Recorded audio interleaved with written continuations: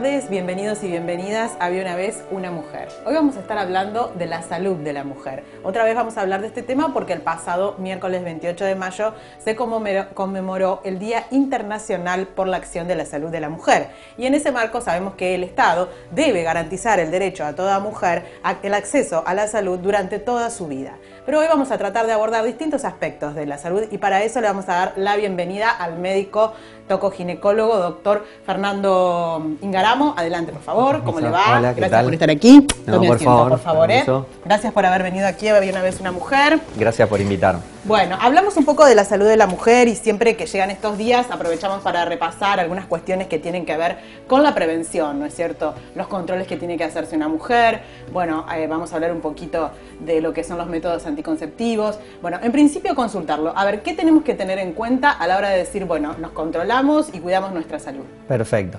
Yo primero y principal quería decirles que muchas veces el ginecólogo es el médico de cabecera de la mujer, sobre todo en la etapa en que la mujer está en su edad fértil, la mujer joven, siempre el ginecólogo es el médico de cabecera y dentro de los controles que se debe hacer anualmente una mujer son el Papa Nicolau, anualmente debe realizarse, conjuntamente con el estudio de las mamas, que en la mujer joven se realizan ecografías mamarias y en la mujer a partir de los 40 años debe realizarse una vez por año una mamografía. Bien. Estos dos métodos, digamos, que son métodos de screening, tanto el Papa Nicolau como la mamografía, son fundamentales para la detección temprana de cualquier patología, ¿no es cierto?, tumoral, tanto en la mama como en el cuello del útero. Son dos patologías muy prevalentes en la mujer y estos dos métodos de screening ayudan a detectar en estadios preclínicos la patología y se ha demostrado en todo el mundo que disminuyen mucho la mortalidad tanto por el tumor de mamas como los cánceres de cuello de útero. Claro. Aquí quiero detenerme porque se ha escuchado en los últimos días esta noticia de Angelina Jolie que siempre sale con el tema de la posibilidad de cuidar su salud de distintas maneras que por ahí las mujeres decimos, bueno, hay que hacer tanto realmente. Ella se hizo una doble mastectomía y ahora se hizo una histerectomía. ¿Es necesario esto o estamos hablando de la decisión de una actriz que por ahí tiene algunas otras posibilidades? Eso va conjuntamente acompañado de lo que es un asesoramiento genético. Hay algunas mujeres que tienen lo que se llama una predisposición genética y por los antecedentes familiares de desarrollar en un futuro alguna neoplasia en la mama o en el útero o en los ovarios. Entonces, en esas mujeres que juntan una cierta puntuación de acuerdo a una estadificación que se hace y un asesoramiento genético con un alto riesgo de presentar estas patologías, estas cirugías profilácticas tienen el beneficio de prevenir la posible aparición en la mujer de estas patologías, pero son pacientes muy seleccionadas que deben reunir un conjunto de factores de riesgo para poder llegar a estas cirugías, porque son cirugías muy grandes, muy, cruentas para la mujer, entonces son mujeres muy en particular que serían la indicación de tener que realizárselas, que tienen que reunir muchas condiciones genéticas de alto riesgo de presentar la patología. Claro, no solamente que uno dice, bueno, a lo mejor mi mamá tuvo cáncer de mama, no solamente eso, sino una serie de factores genéticos. Siempre la historia familiar es lo más importante y los antecedentes familiares es lo más importante, pero hoy en día hay muchos marcadores tumorales, muchos genes tumorales que estudiándolos y detectándolos su positividad en la paciente nos hacen inclinar a veces la balanza para tener que llegar a estas cirugías, pero son muy pocas las pacientes y muy seleccionados los casos, Claro. Si no hay un riesgo muy elevado, con los controles anuales uno siempre, como son dos patologías que tienen estos métodos de screening que ayudan a detectar la patología en una etapa preclínica, siempre haciendo los controles anuales vamos a llegar a tiempo con la patología para con cirugías mínimas poder resolver la patología, Bien, ¿qué pasa cuando la mujer llega a la menopausia? Bueno, esa es otra etapa compleja de la mujer porque empieza todo el cuadro del síndrome climatérico, los sofocos, las alteraciones vulvovaginales, menstruales, las incontinencias urinarias. Entonces ahí el ginecólogo debe atacar la problemática un poco más integral y también hacer un trabajo interdisciplinario, porque aumenta mucho también el riesgo cardiovascular en la mujer después de la menopausia. Entonces el ginecólogo debe, como médico de cabecera, aprovechar para los controles de laboratorio correspondientes, medición de presión arterial, peso, talla, los índices de masa corporal. Y lo fundamental es tratar de aplacar o, digamos, disminuir los síntomas climatéricos, los sofocos, mediante muchas veces los tratamientos de reemplazo hormonal. Es muy importante también el control de la parte ósea en la mujer menopáusica, porque la mujer, cuando deja de producir estrógenos naturalmente, el hueso, ¿qué pasa? Se empieza a descalcificar. Sí. Y con eso vienen las fracturas y la fractura de cadera con las complicaciones y la alta mortalidad que tiene, muchas veces por la osteoporosis y la descalcificación que sufre la mujer en la menopausia. Por eso es fundamental el estudio del hueso, también el estudio, por supuesto, de las mamas, y los estudios, la parte cardiovascular y la parte de laboratorio para las alteraciones, sobre todo lipídicas, que sufre la mujer, que muchas veces aumenta los triglicéridos, colesterol. Entonces todo eso es un trabajo que hay que hacer interdisciplinario, juntamente también el ginecólogo con el clínico y cardiólogo. Donde hay que prestar atención. Bueno, exactamente. Y queríamos echar un vistazo o hacer un pantallazo general, lo que tiene que ver con el acceso a la salud sexual y reproductiva en la mujer, lo que tiene que ver con los métodos anticonceptivos. ¿Qué es lo que tenemos que saber? Buenísimo. Bueno, lo primero, cuando una mujer llega al consultorio, la consulta por anticoncepción y salud reproductiva, lo más importante que debe hacer el ginecólogo es ofrecerle todo el abanico de posibilidades que tiene la mujer, explicarle los riesgos, los beneficios de cada método, pero siempre lo que nosotros vemos que nos da mucho resultado es que la mujer decida cuál es el método con el cual ella se siente más cómoda, más segura, que lo va a respetar y que lo va a cumplir, no que el médico ginecólogo imponga el método, salvo algunas circunstancias en particular donde ciertos métodos están contraindicados en algunas mujeres. Generalmente nosotros nos manejamos en las mujeres jóvenes, mujer adolescente, lo que más utilizamos son los métodos anticonceptivos hormonales, la pastilla anticonceptiva. Primero, antes de indicarla, obviamente hay que hacer los estudios de rutina que contábamos, Papa Nicolau, estudio de las mamas, estudios completos de laboratorio. Si es una mujer sana que no tiene ninguna complicación, ninguna enfermedad crónica, el anticonceptivo se puede administrar con tranquilidad, siempre y cuando después recomendarle los controles anuales, pero es un método muy eficaz y requiere sí el cumplimiento de la paciente en la respeta de la toma, no olvidarlo, en el respeto de la toma, y ir viendo cómo es la tolerancia. Claro. Después, en aquellas mujeres que tienen factores de riesgo cardiovascular, que son hipertensas, que tienen diabetes, que tienen un poco de obesidad, por ahí el método anticonceptivo corre en algunos riesgos con complicaciones, sobre todo cardiovasculares, sobre todo de la parte vascular. Entonces, en esas mujeres optamos por anticonceptivos que están hechos solamente a bases de progestágenos, que no tienen la parte estrogénica, o si no, utilizamos los métodos de dispositivos intrauterinos, los DIU, que también son muy eficaces. Que esas mujeres deben tratar de no utilizar métodos hormonales, porque aumentarían mucho sus riesgos cardiovasculares por su diabetes, por su hipertensión. Entonces, en esas mujeres somos más de utilizar dispositivos intrauterinos. Bien, bueno, muchísimas gracias por haber venido, gracias por hacer este pantallazo en este mes que estamos celebrando el Día de la Salud de la Mujer. Gracias, doctor Ignacio. No, muchas gracias por invitarme. No se vayan, hay más sobre la salud de la mujer, ya venimos.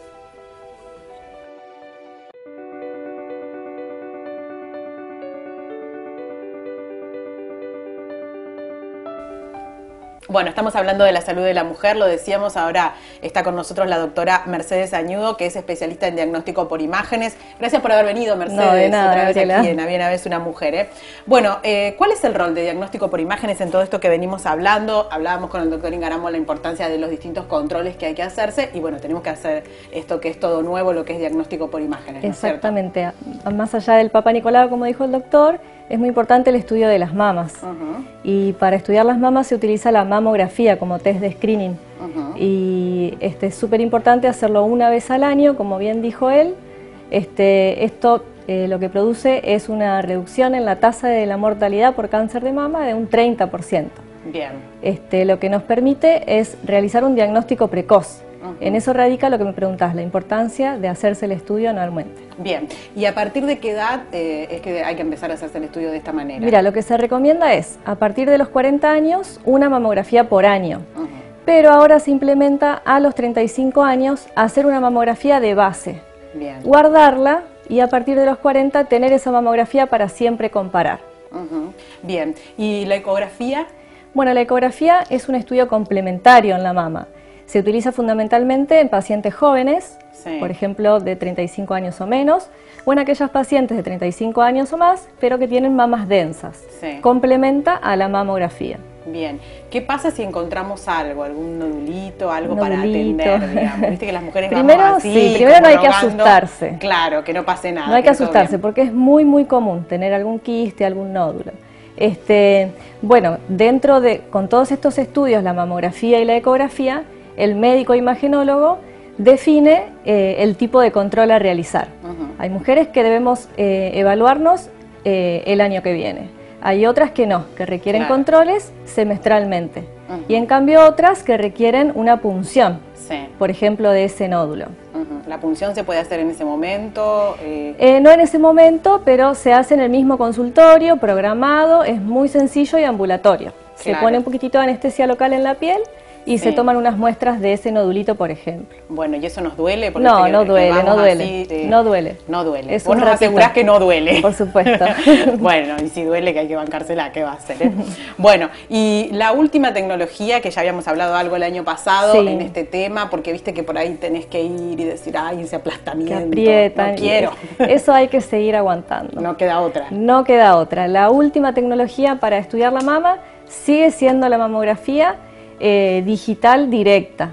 Es un mamógrafo nuevo, así Sí. como evolucionan las cámaras de fotos, por ejemplo, evolucionan estos equipos. Entonces, en vez de revelar la imagen, como hacíamos antes con las fotos, directamente la imagen aparece en las pantallas para poder informarlas.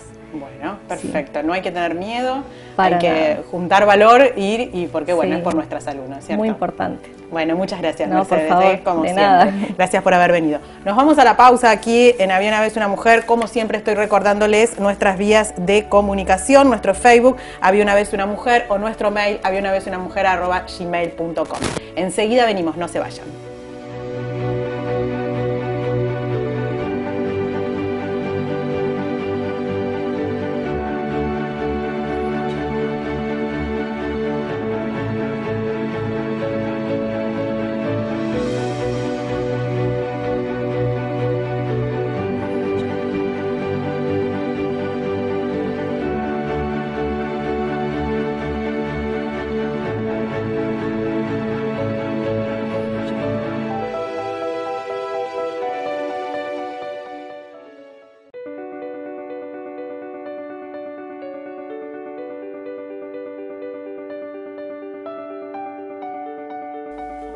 Bueno, está con nosotros aquí en Había una vez una mujer el doctor Carlos Angelini, que es médico anestesiólogo. ¿Cómo le va? Gracias ¿Cómo por le haber va? ¿Qué venido. tal? Buenas Bienvenido tardes. aquí a nuestro programa. Bueno, estamos Gracias. hablando de la salud de la mujer y vamos a hablar de lo que usted trata, que tiene que ver con el dolor crónico, porque bueno, muchas veces las mujeres nos encontramos en esta situación. Cuéntenos un poco de qué se trata esto. Bueno, básicamente lo que uno hace trata los dolores crónicos benignos, mal llamados benignos y malignos. Crónico benignos son los dolores neuropáticos, el que uno se especializa, y el dolor por cáncer, que sería el dolor crónico maligno. Sin mal llamado porque el dolor, en algunos casos, como el dolor neuropático, no es solamente el síntoma, sino es la enfermedad en sí.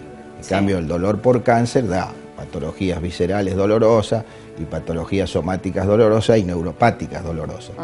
Y básicamente la diferencia que hay en uno y otro es muy importante, porque generalmente el dolor neuropático generalmente es mal diagnosticado y como es mal diagnosticado, muy mal medicado. Claro. Entonces, porque son dos completamente diferentes. Si quiere les puedo Sí, más por o favor. menos... Básicamente hay tres tipos de dolores: el dolor somático, el dolor neuropático y el dolor visceral. El dolor somático, que generalmente coexiste también a veces con el dolor visceral, pongámosles, como dijimos antes, el dolor por cáncer. Sí. Ese dolor por cáncer tiene un nociceptor periférico, es decir, hay estimulación de receptores periféricos, que a través de la periferia, sistema nervioso periférico central, el paciente siente dolor. Mucho o poco, depende cómo están las vías del dolor. Y puede tener una manifestación visceral en caso de, por ejemplo, un cáncer, estamos hablando de mujeres, de cáncer de cuello de útero o de útero, sí, no operados, que antes se veía mucho, y que hacen un compromiso de nervios periféricos que inervan que salen de la columna, inervan el útero, que generalmente son ramas simpáticas, y eso le produce un dolor visceral, el dolor visceral del útero o del intestino que está. Entonces esos son, en cambio el dolor neuropático no tiene estimulación nociceptiva, ese obedece a un daño parcial o total del sistema nervioso periférico y o central. Por ahí nos encontramos las mujeres también con dolores cotidianos que no sabemos cómo llevar adelante. Los más comunes pueden ser, por ejemplo, el dolor de cabeza o los dolores de columna. ¿Qué recomendaciones hay para esto? ¿Cómo se puede tratar?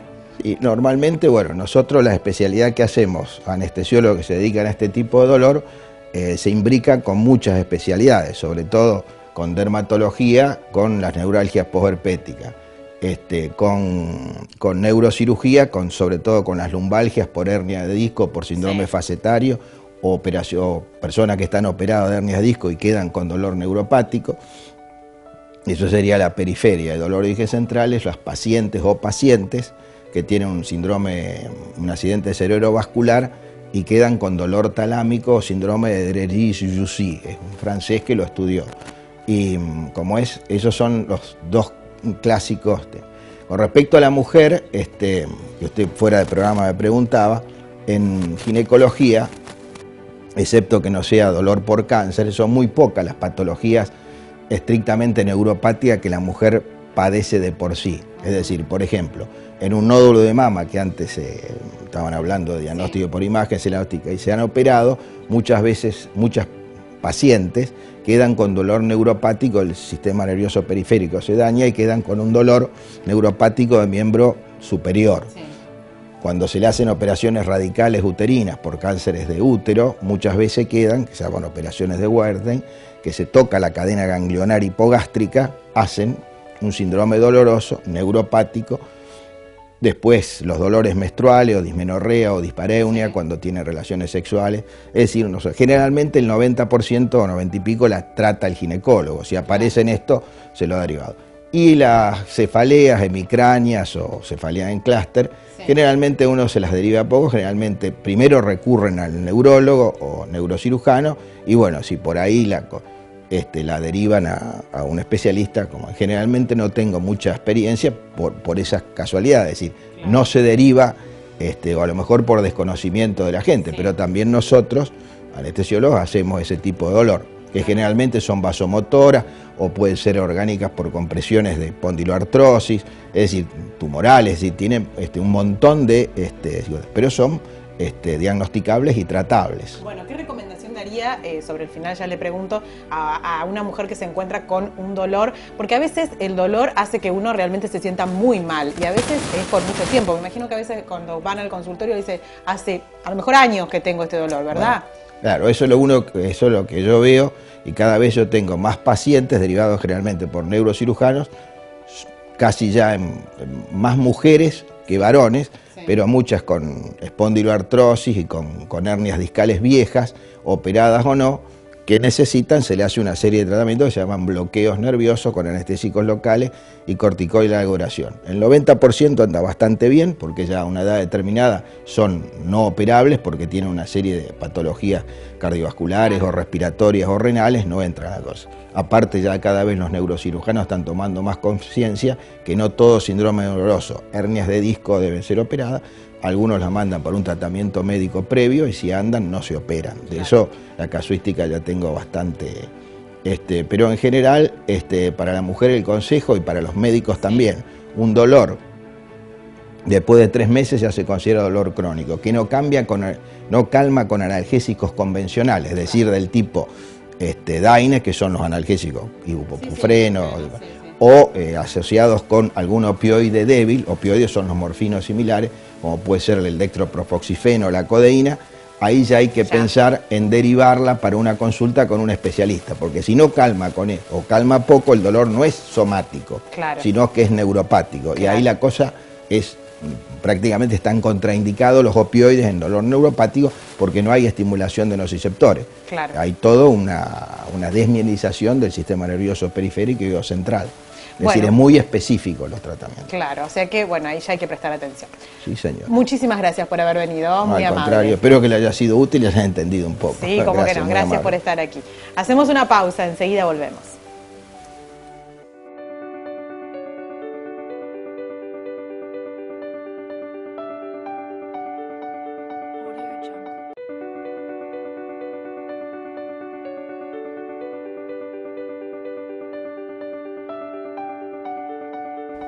Bueno, estamos en la parte final de Había una vez una mujer y como siempre está con nosotros Cristina Valari para recomendarnos algo para leer. ¿Cómo estás, Cris? Buenas tardes. Muy bien, Gaby. ¿Qué nos trajiste hoy? A ver. Hoy nos vamos a dar un pequeño Ay, gusto. qué lindo. Voy a mostrar en realidad lo precario que está el libro, pero lo voy a mostrar con gusto y con cariño.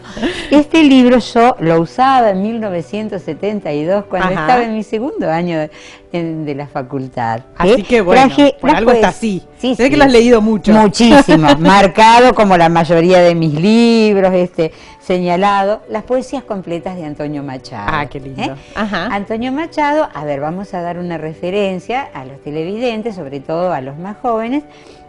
Después empezamos con los datos biográficos así como más formales. Para que recuerden, la mayoría tiene que identificar a Antonio Machado con Joan Manuel Serrat. ¿Por qué? Porque justamente en alguna etapa de su vida, cuando recién comenzaba a ser conocido, Serrat trascendió por aquello de, ¿te acordás? Caminante no hay camino, se hace sí. camino al andar, ¿no es cierto? Bueno, justamente... Ahora vamos entonces a la presentación en sociedad un poco más formal. Más formal.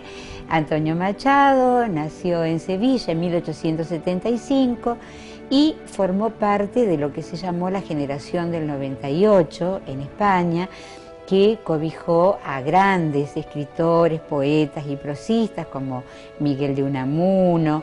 Él es admiraba mucho a Juan Ramón Jiménez, aquel Juan Ramón Jiménez de Platero y yo, que leíamos cuando yo era chiquita, ustedes no, vos y la productora y los chicos no, pero lo hemos leído, todos como muy que no, jóvenes, Platero y yo. pero bueno, Sí. digamos, era como el libro de cabecera del colegio. Sí. Y murió en Francia en 1939, o sea que dentro de todo podemos considerar que es bastante cercano a nosotros.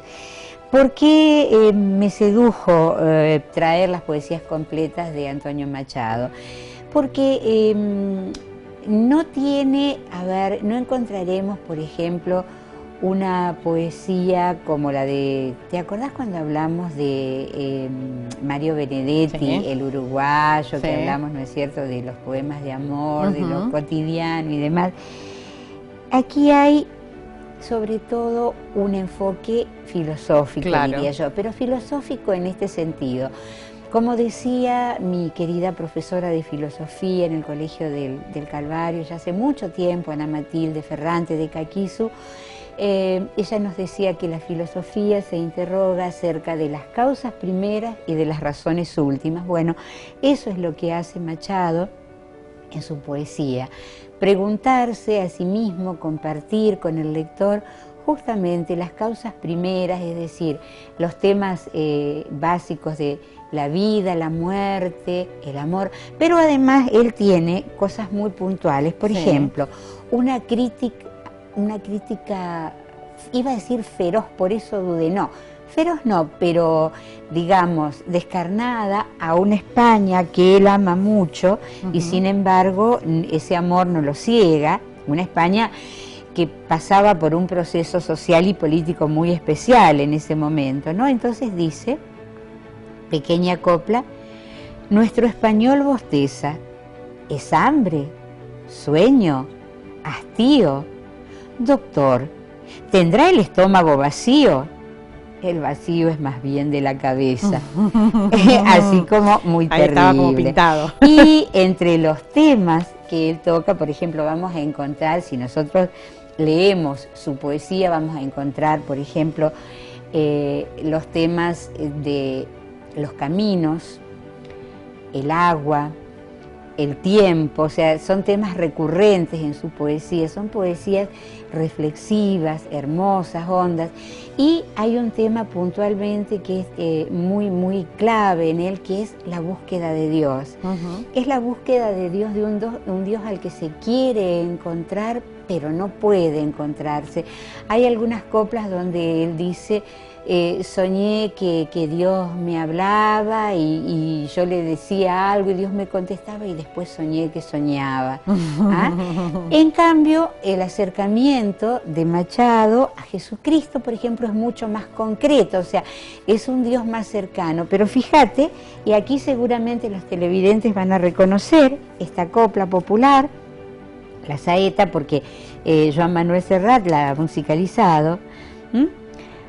Dice: oh, la saeta al cantar, el Cristo de los gitanos, siempre con sangre en las manos, siempre por desenclavar.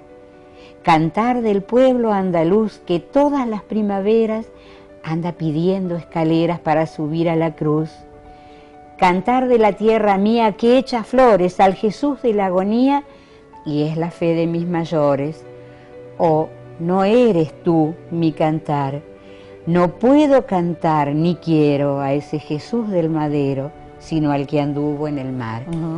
Un Cristo más cercano, un Cristo triunfante y un velado reclamo y una adhesión al Cristo resucitado. Bien, muchísimas gracias como siempre, Cris. Bueno, muy lindo lo de hoy. Bueno, nos estamos yendo, no tenemos más tiempo, nos dicen, gracias por habernos acompañado, esperemos que les haya gustado. Hasta nuestro próximo encuentro.